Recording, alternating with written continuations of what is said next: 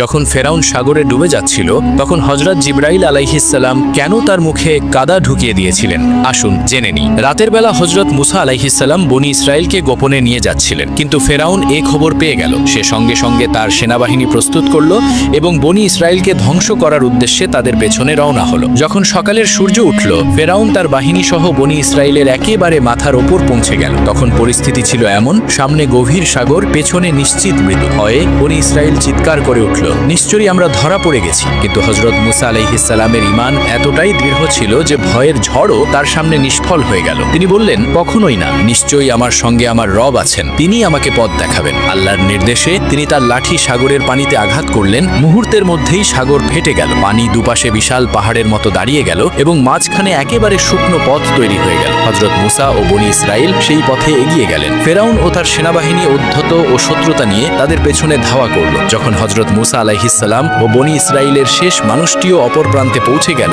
তখন আল্লাহ পানি আবার একত্রিত করে দিলেন এবং সবাইকে ডুবিয়ে দিলেন। ডুবে যাওয়ার মুহূর্তে ফেরাউন বলল, আমি ঈমান আনলাম যে তিনি ছাড়া আর কোনো উপাস্য নেই যার ওপর বনি ইসরাইল ঈমান এনেছে, আর আমি অনুগতদের অন্তর্ভুক্ত।